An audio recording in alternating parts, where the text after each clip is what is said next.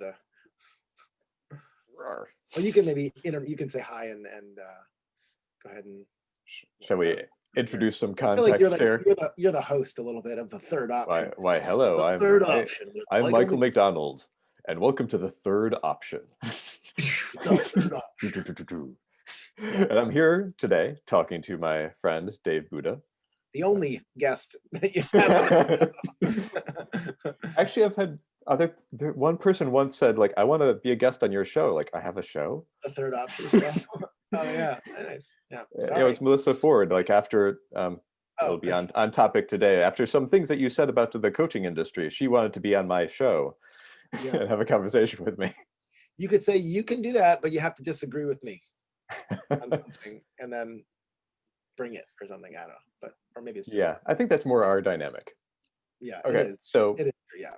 So we've sort of nicknamed this the third option from past conversations that we've had over the years. Because that's kind of how this conversation tends to proceed. Yeah. Like something controversial or some cool idea they want to like poke at. And then eventually a third option arises in the conversation. Third option, aka false dichotomy show or something. You know? Yeah. And it might not actually happen today. So maybe we'll just obviate the title. Yeah. But today's topic is, do coaches really need to exist? What's the deal, man? Something like that. Yeah. What was it say?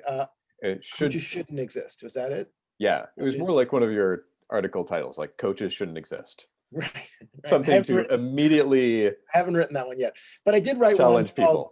I did write one called "The Day Life Coaches Replaced Best Friends," and was very dystopian. I took a very dystopian view of like 2030 and this kind of fucked up like shit that we're going through. So that would be the article. You could play that out even further into like the world of the movie Her. Like then when the AIs replace the coaches. Well, yeah. So I mean, so I already did write this piece, but I also said in it that it's like this day has already happened for a lot of people. And anyways, so I'll start with the premise. And of course, you, Michael, are a coach, so you will have to vehemently defend your profession. Don't give an inch, otherwise we'll know that you lost this debate, which of course is not a debate. Death match of ideas. Yeah, so Celebrity Deathmatch. Remember that show, Celebrity Deathmatch? That was so good. Clay animation. I wish somebody would start that back up. It's like a YouTube series, anyways. So I posit that coaches shouldn't exist because and what I'm going to, the example I'm going to use in place of coaches is quality friendships. So in the examples that we give and we talk about, if we're going to say, well, what else are you going to do? I'm probably going to say quality friendships. So the example I was using and something I've been noticing recently in my life is that I have some friends who go to coaches for a lot of stuff, especially the ones with more money than they know what to do with. And they don't seem to be changing. Or they seem to be like, it seems like they're paying for this coach to kind of like hold their hand more so than like actually give them the medicine that they really actually need but don't want. And you and I came up in the coaching world with high flame Rich Lippin and all these people that are all pride themselves on I'm going to deliver this massive truth to you, and that's why I'm so great, and and I found that like, well, that totally can be true sometimes. That's fine. When you look at the general picture of it, I would say that both because of economic incentive and just anecdotal evidence and experience of what I've noticed is that it actually is kind of the opposite. Coaches are incentivized and typically kind of throw on kid gloves with people to make them feel good and then maybe like after a couple of sessions, like just slip in like and maybe you could be a little nicer to your wife too. Like, I don't, maybe she has a point there or blah, blah, I don't know, whatever the fuck. And so, I said for years how like, I always think it's like, people like want to hire a coach, just like, what? So you can have somebody pay someone to tell you what your wife already knows, like really, like, like you want to know. I do often hear, yeah, that's what my wife's been telling me right. over and over and over again. Like, it's like, and so is like, if coaching wasn't an option, would we just have to actually listen to the people in our life versus, what I'm saying? Like, is it enabling us to actually not listen to our wife? That's another idea. So basically, I've noticed that, and again, I think I use the economic model because I think, whatever our anecdotal evidence shows us, at least we can see that like, the evidence is like the economic incentive is such that, coaches want to extend relationships.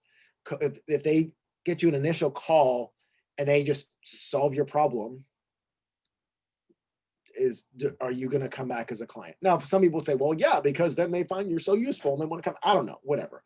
But on some level, they need you. That's why they're coming to you. And if you get rid of that, what are they going to do? Friends, on the other hand, have the opposite incentive, because while they absolutely do want to hang out with you as a friend and enjoy your company, and if there's someone like me, probably you as well, I get a kick out of helping people. I fucking love it. So like, we can sit and solve your problems all day long. I love that shit. But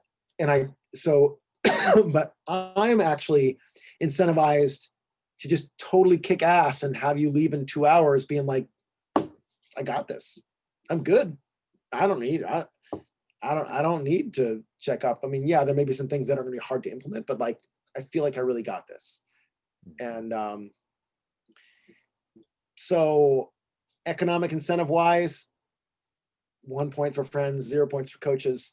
And again, in my experience, that I've just seen a lot of, and again, not all coaches or whatever, I've seen a lot of, and also I'm pretty lucky to have a lot of like pretty fucking awesome friends that are basically professionals in the help that they can give me anyways.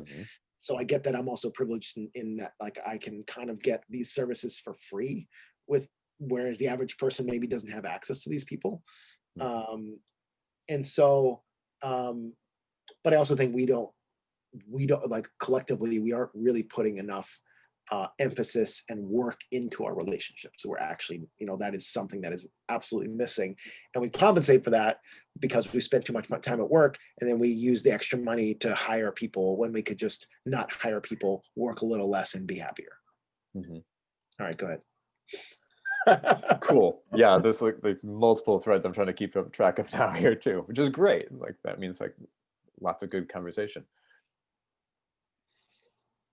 Start with I dissent. I dissent. You're completely wrong. I did it! How dare you, Michael McDonald? I think everyone should be paying for a coach. Like, everyone should have a coach.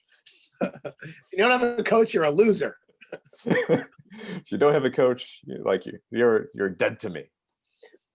Yeah. No, at least every coach should have a coach, because God forbid, that's the whole fucking marketing line there. Yeah. That's a whole other bullshit thing. But yeah. Yeah.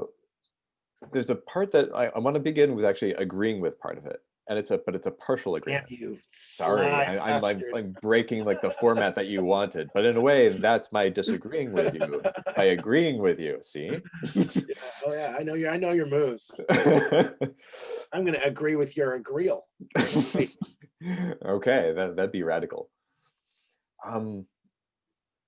Like, a lot of the people in more transformational communities, people who have great community, most of them don't need coaching, at least nearly as much as the majority of the planet.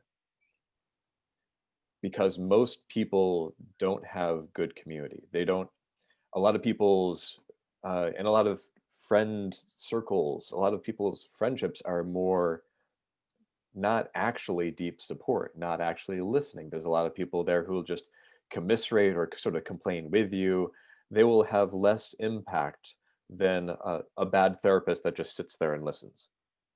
I agree. People have shitty community, and their relationships are not as deep as they could be, and certainly not nourishing in the way that they would need to be to get that kind of support. Yeah, because like there's a lot of people that I coach who are not at all in transformation land. Like they don't have access to the people that we're surrounded by all the time, so much that we're like trying to sort of narrow down which ones we're hanging out with more.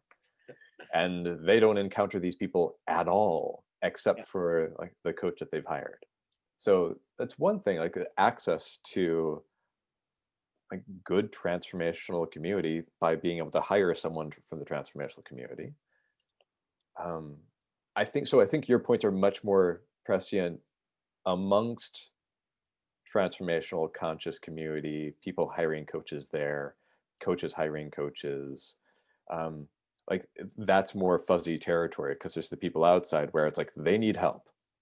And it might be the question of like, are they better served by therapy or coaching or both? Yeah. So I want to pause there because this is good, Mhm. because it'll kind of so it's like, okay, they need help.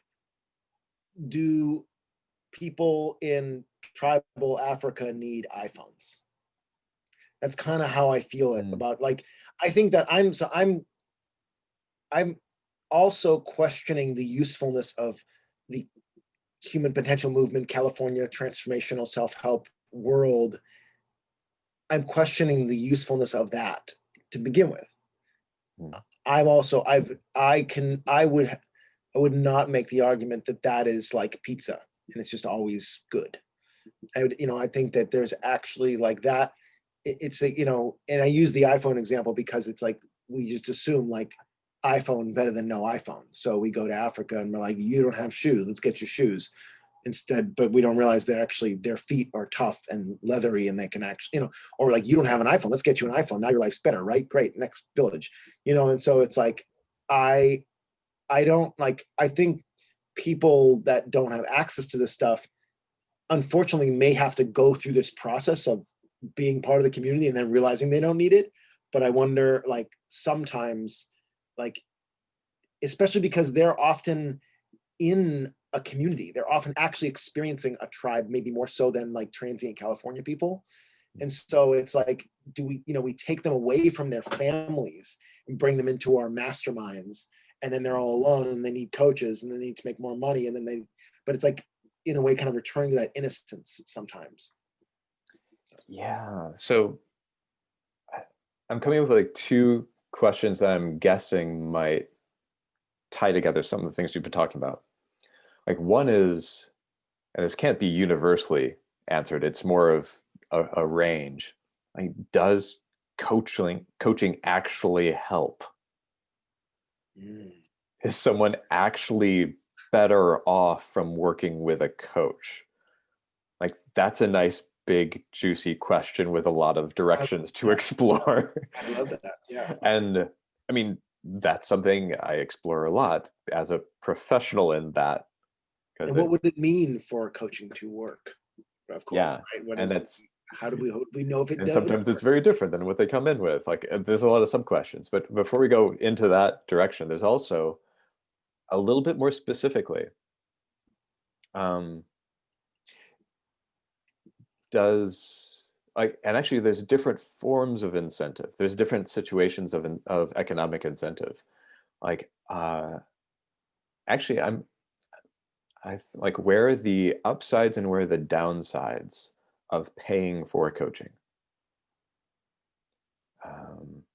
Because I do see the I think point that's of, important. Yeah, the pros and the cons. I like that. Yeah, I think that's yeah, because sometimes there is, and this is true, this is potentially true for any of the helping professions that have oh, an absolutely. I ongoing format. listen to this too. Yes, for sure. Yeah, it's like therapists, massage therapists, just like any health and wellness work where, hey, Totally. they get to keep on coming as much as they want.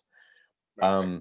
There can be an incentive for many, if not most practitioners, to find a way for it to take longer, consciously or subconsciously. Some people would be like dishonestly trying to figure out how to get people to keep on enrolling for longer and longer. I've definitely seen that in some of the marketing world, Yeah. like some of the early marketing training that I did before discovering like prosperous coach world. In a way, they encouraged that there was like always an upgrade, always a way to get them to pay more in order to actually get their problem solved. Right. Oh, And you need the advanced course, actually. yeah, and it's sickening. Like, it's so disgusting. Like, I mean, so that is something that a lot of like people in helping industries, a lot of people in coaching, especially those studying marketing stuff by Yeah. professional marketers, Right. um, a lot of them are being taught that. So they're probably taking that on either consciously or subconsciously. Throw in a comment here because I think Landmark's an interesting example of the coaching world, and you know, one of my biggest critiques of Landmark, there's a lot, but is this idea that we could somehow measure success at the end of that weekend. It is so antithesis. So the antithesis of what I consider transformation, right? It's like, that's like taking an alcoholic and they don't drink for 3 days because you put the beer and you hid the beer. And then you look at that and you go, look at that. You're sober. You haven't been drinking for 3 days. And it's like, oh my God, go tell all your friends, bring all your friends to this program. And it's like, not only are they selling the advanced course, but they're like, they're equating like you feeling really good because you just went through a bunch of fucking endorphins and shit. They're equating that to somehow this weekend being a success when you haven't even returned to your life yet. And then they expect you to enroll your friends and get everybody there on Sunday night and Tuesday night because, you know, oh, well, you have to check out this thing I just did, when there is absolutely no way to measure if it's been effective yet. Now, of course, why do they do that? Fucking economics. Of course, they can't not do that. Or maybe they could just grow a little slower and with more integrity, but they don't want to do that. And they don't want to look at that. And I think there's something very similar about that with coaches. Yeah, and it happens a lot. Like where there's greed involved, where there's a scarcity mindset involved, which is going to be like honestly, probably most coaches are in that to some degree. But we're attached to giving people an emotional high too.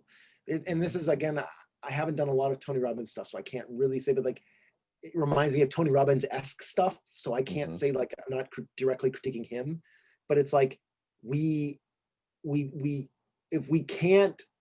don't want to play this long game of actually watching someone's life change over the course of a year or 5, then we have to give them this emotional high right now so then they feel like something happened, and they feel like, and then you have all these like wooey spiritual people that are like, come back from a weekend thing and they're like, my life is so different, and then it's just like they're just high as fuck, and it's like, that's not what your life hasn't changed. You had an awesome experience. That's cool, and occasionally that stuff changes people's lives forever. That's a legit thing. But to confuse that, and maybe Anthony Lemmy's talked about this, I've talked about this, you talked about, like, confusing the state change and the stage change and all that shit. You know, it's like, really, come on, people. Yeah. So yeah, like that's obviously a dark side. And for people who are worried about money, there's a good chance that that's going to be at play to some degree. Where if they're worried about money, independent of their situation, like even if they have 0 clients or if they have a full roster, they could be worrying about money. There probably will be some degree of kind of hoping that it'll take longer. Yeah, not consciously. That I get, like, it's often subconscious. Yeah. There is a shift, and like part of it, like there's the battle against that. One of the things that I've loved about being immersed in Steve Chandler's world is like the selling versus serving. Focusing on the serving and like rooting out some of that, rooting out the subconscious behaviors and fears, rooting out any trying to get someone as a client, to the point where like I'll have a session and it won't even occur to me whether they'll become a client. And And it takes a lot of rooting out. Something more to it I'm trying to grasp. It's, and like a more extreme end is where people don't have enough time. I think somewhere around where you run out of time and you're not worrying about money, probably because you're making plenty, and you're actually more valuing your free time than having more clients.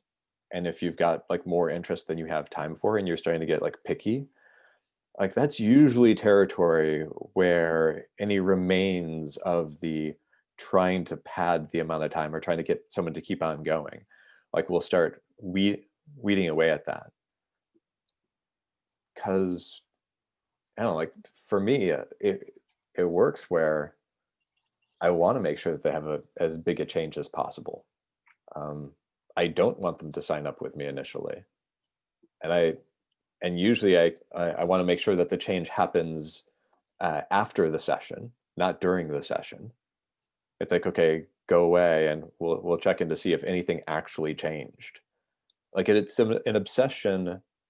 Like I've had a growing obsession with making sure that lives actually change. And I think you can get away with not doing that for a while within coaching. I think as you start charging higher numbers and as you start running out of time are two of the things that forces that can actually start counteracting that. You need to actually be making a big enough change in order for people to be signing up with you. Otherwise, they'll just go with some cheaper coach, or they probably won't hire a coach. I don't know that I totally agree that that's how things play out. Mm-hmm. I wish that were the case, but I think people aren't that smart. People aren't that discerning. I think they don't. I think like, yeah, and I think it is something where like the coaches need to hold this integrity individually, knowing that a lot of coaches won't. Oh, absolutely.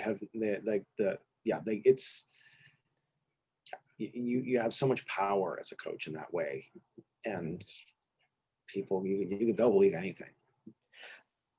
I guess I might put like, if you are paying attention to actually making a difference, if that is like, it might not be required to be a coach, it might not be required to be a financially successful coach. But if you're a coach and you are paying attention to that, it will both be much easier to build a business and to thrive, and it'll be inherently much more satisfying. And you won't be worried about imposter syndrome. You won't be worried about if you're doing good. Like you just know it because you're connected with paying attention to that much more than like the money, like where it's transcended being just about the money. Mm-hmm. Mm-hmm. I'm gonna close this window because Okay. a dog that hasn't gotten coached and stopped barking yet. Yeah, it's like I'm a human life coach, not a dog coach. Yeah. There are specialized coaches for that. Dog training, that's some coaching I do not want to get rid of. That's important. And there are coaches that I know who they'll just do an intensive with someone and then they'll send them away. Like I don't want to see you again. Like I will try to give you as much of a transformation, as much of a shift as possible, and then be gone with you. I like that a lot. If I were to get back in coaching, I would definitely prefer that model myself. Yeah, a lot of I heard that a lot of the 3 principles coaches would work that way. I think a lot of like the more old school 3 principles coaches would just do an intensive with people and then send them on their way. I remember like hearing from Michael Neal, he had to like convince one of them to actually see him ongoingly, to have ongoing calls. Yeah. And it made a difference. It actually made a bigger difference doing ongoing rather than just the intensive. I've also heard the model, I think this is one thing that Michael has done before. It's like he would do a 4-day intensive and then he's just available. It's like, hey, we'll do the intensive. If you need more, we'll talk. So let's dive into this idea that um, my argument would be that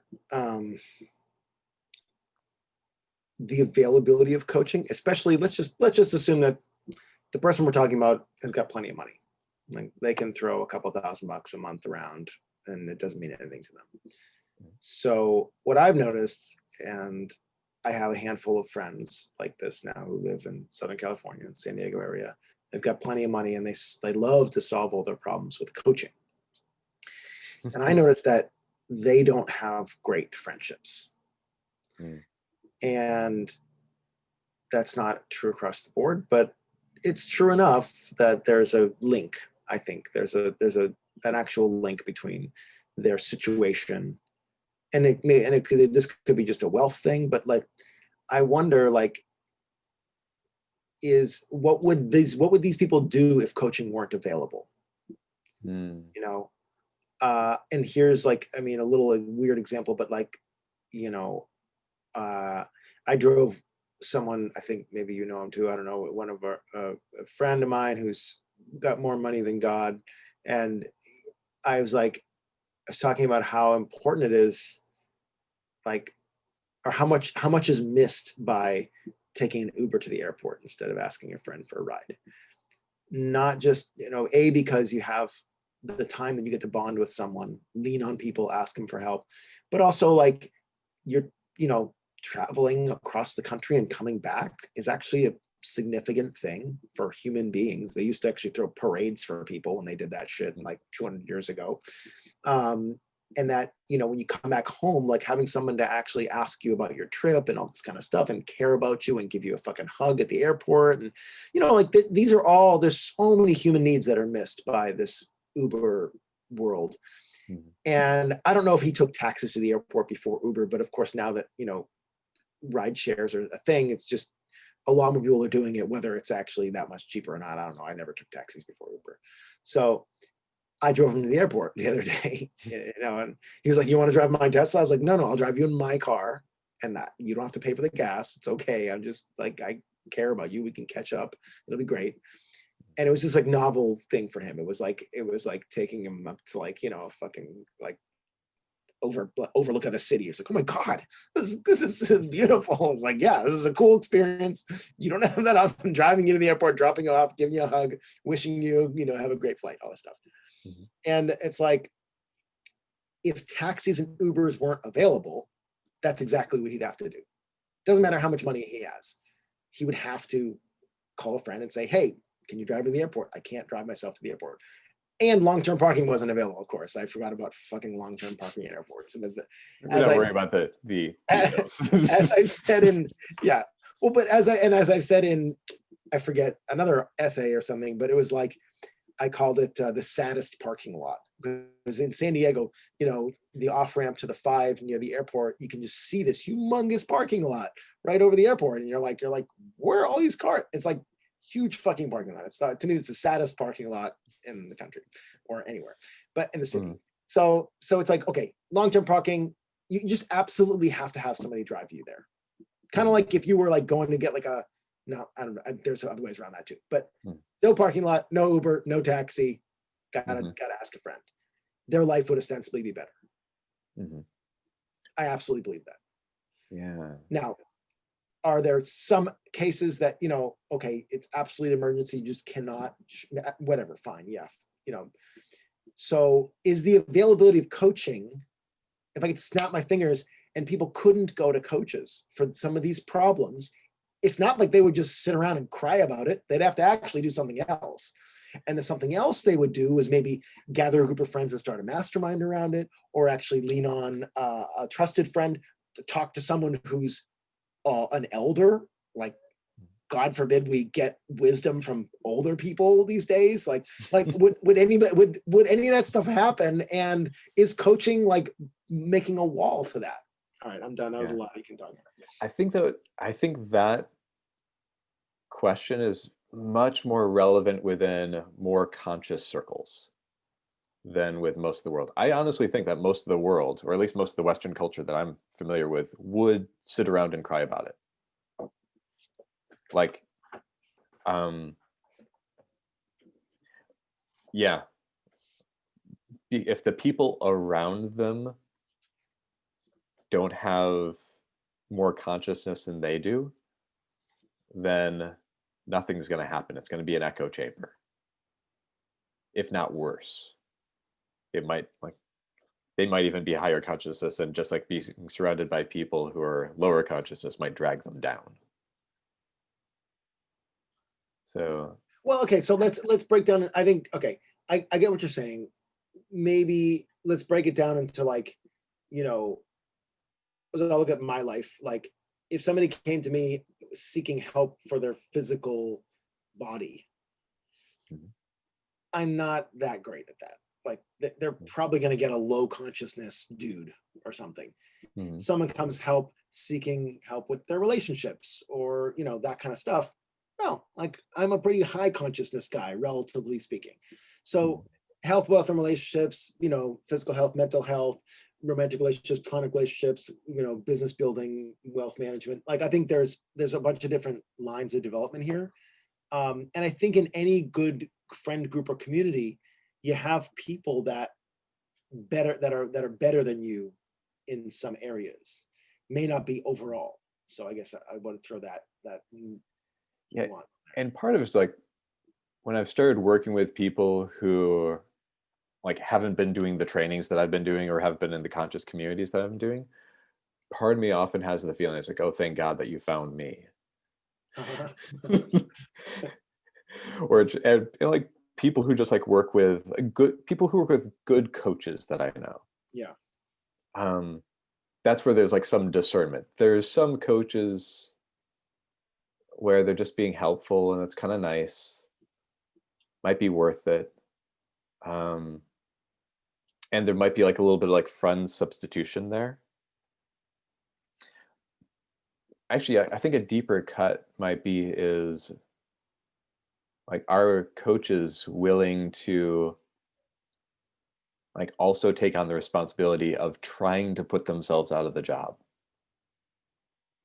Are they willing to like really try to serve someone so much that they'll never need to hire a coach again, But including not just helping putting them? themselves, putting their entire industry out of a job.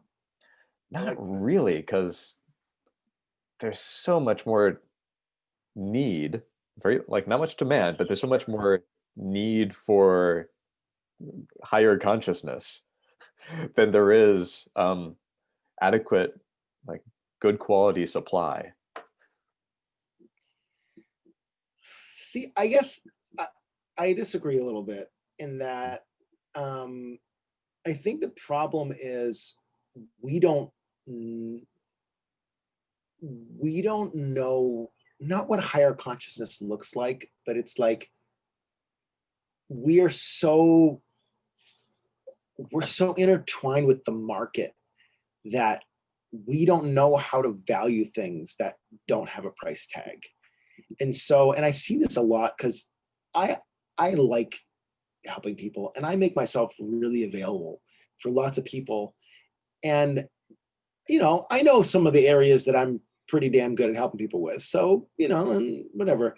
But I know that some people, like, it's just like they just don't they I've had friends like years, spend years and years around me, and they'll like hire all these relationship coaches and go all this poly drama. And it's like, even talking to a friend the other day, I was like, she's like going through some crazy shit with her husband trying to do the poly stuff. And I was like, I was like, who's been helping you? How have you been getting? She's like, well, I have this therapist and she's great. I mean, with emotional support and stuff like that. I was like, cool. Like, how does the therapist have experience with polyamory? So, no, no. But I was like, okay. Like, I was like, hey, you come here, hang out in this community all the time. Like, I live right here. Like, you just knock on my door. Like, Mhm. but like, and so it's like, I think, and it's like, again, our grandparents, like, the people, there's just like wise, there's wisdom all over the place, but it's like, it's not sexy. Mhm. It doesn't have a sexy website. It doesn't not a, like grandma doesn't have fucking 100,000 Instagram followers. And, it's just like, we don't know where to look for this stuff, but I actually think it's there. Mhm. That's an Yeah. interesting example. So like the friend who has a therapist who could have talked to you, Yeah. and how And they have can, plenty of money, by the way, of course, right? They don't, yeah, and but how not, can all three have a bit more responsibility about that missed opportunity?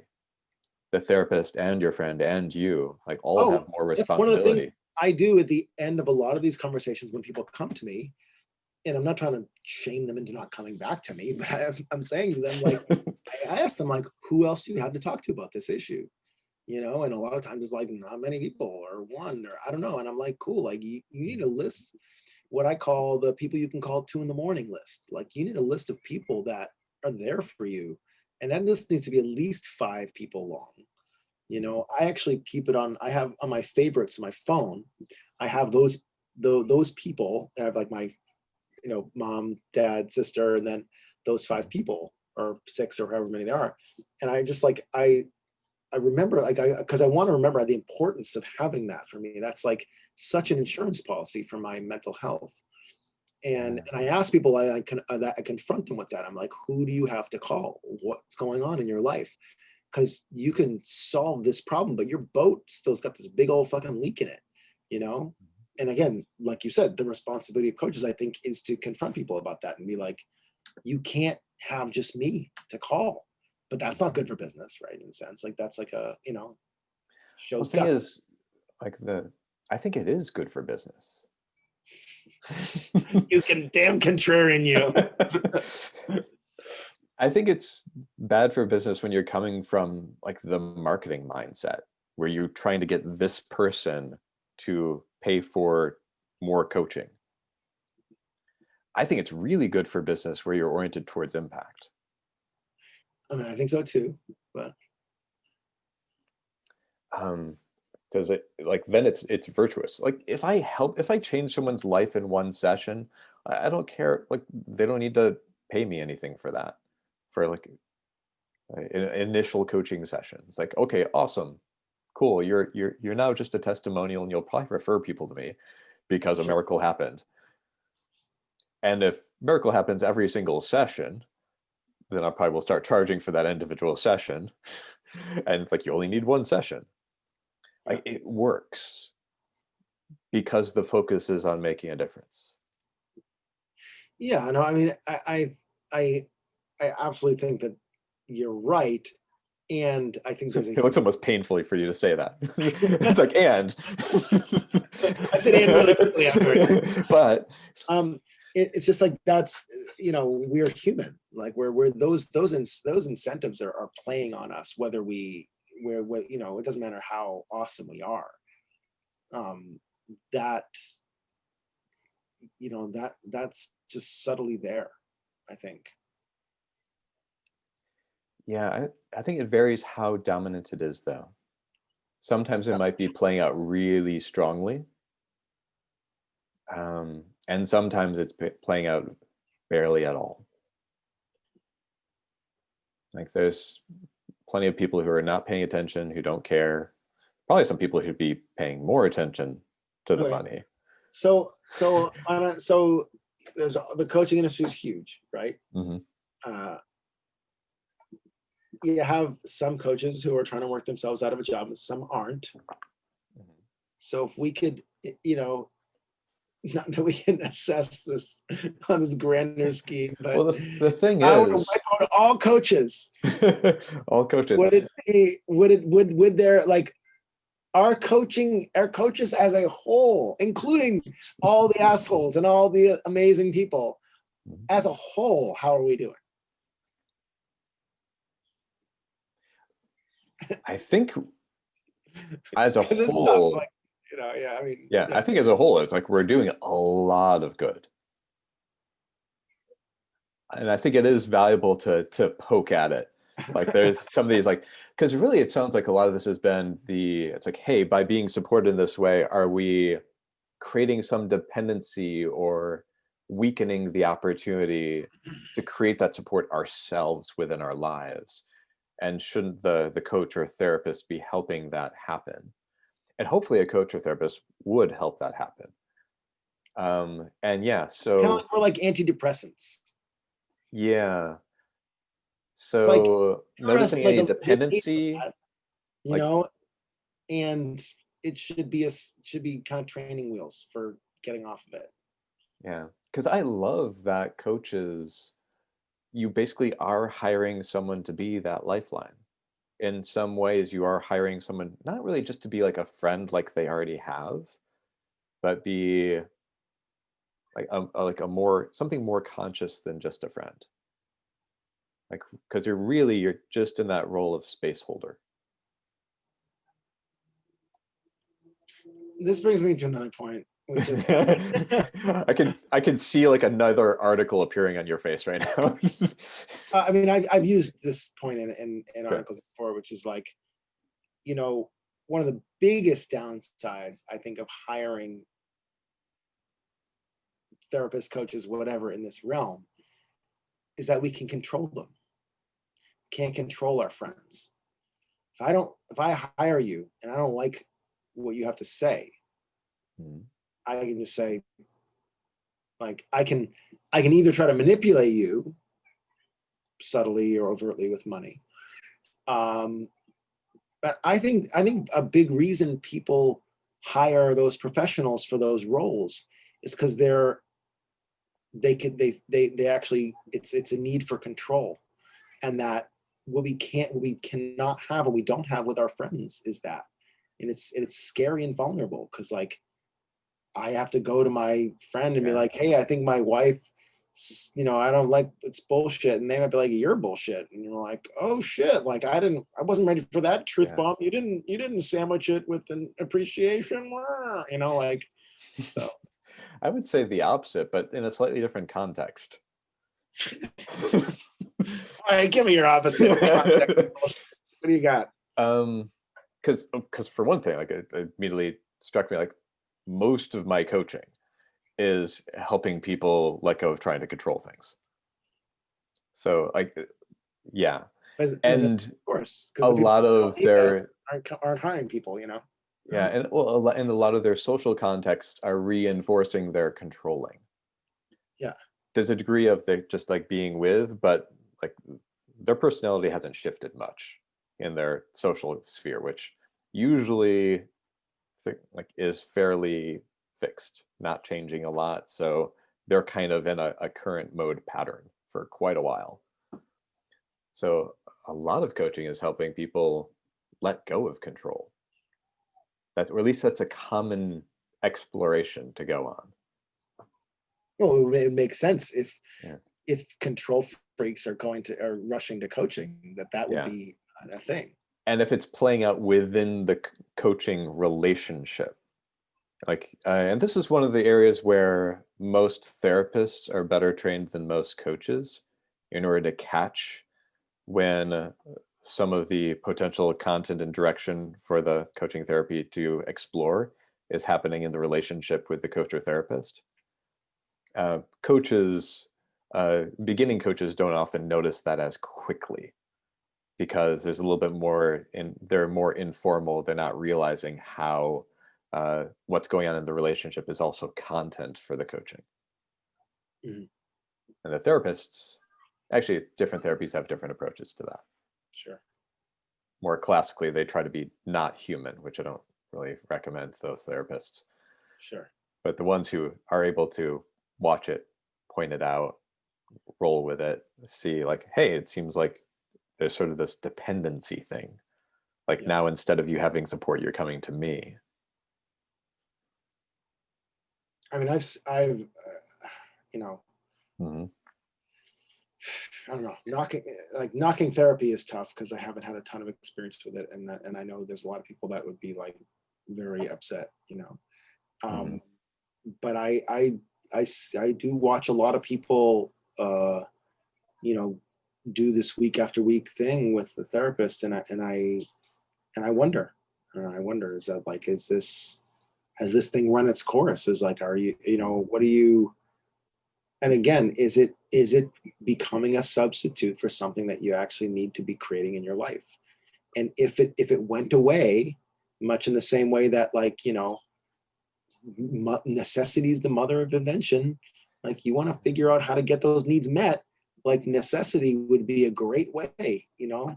It's all nice in theory to be like, why don't you go find a friend? And next week I'm gonna ask you in our session if you found a friend yet. Like just kick them out, kick them to the fucking curb, Yeah. So I think my position, so like if that's your position, my position is I think it's really good to have substitutes because necessity often isn't enough. If it was, it would have already been handled. Like, and granted, there are like some groups and some exceptions where, because it's easily accessible to them, there's sort of like I think it happens within privilege, either privilege of money and or privilege of being around conscious community, and sometimes just the obsession with personal growth, where then it's become a kind of junk food. And hopefully whatever therapists and coaches they work with are able to catch that. So you're saying that coaches like junk food, and basically that I'm right. To wrap up this conversation. That's your takeaway? Coaches are like junk food. I'm just kidding. No. I appreciate it. I'd say like coaches are like food.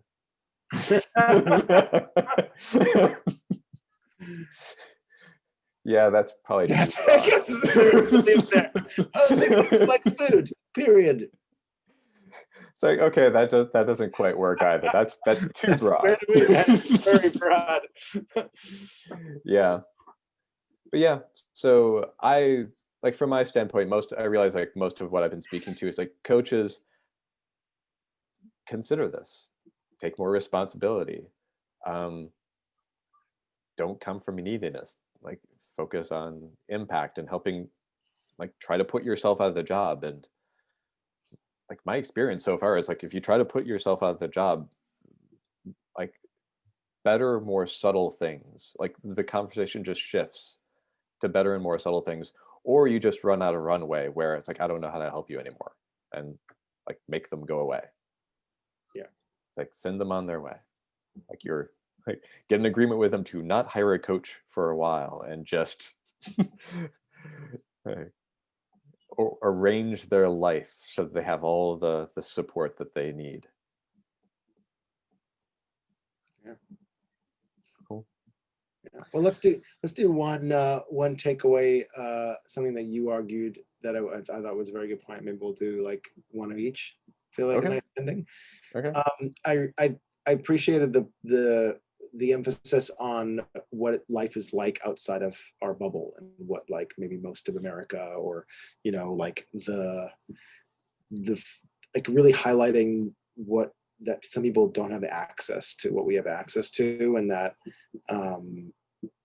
while it is true that grandma might have some wisdom, she also may be a crazy drug addict. So it's like that it really is like helpful to have that one person who maybe you would never have come across if you just went around your hometown the whole time. And so I think that's a very good point. Something coaching provides. Yeah, thank you. And you're welcome. And I really like you having an eye on, because there's money involved, there's a really good chance that, and often subconsciously, that there'll be some forces nudging in the direction of not actually fully helping someone, not actually making sure that they can get the help elsewhere, and that they don't need to do it. They don't need to keep on doing it forever. Some holding back could be happening. We all need to eat, man. Yeah.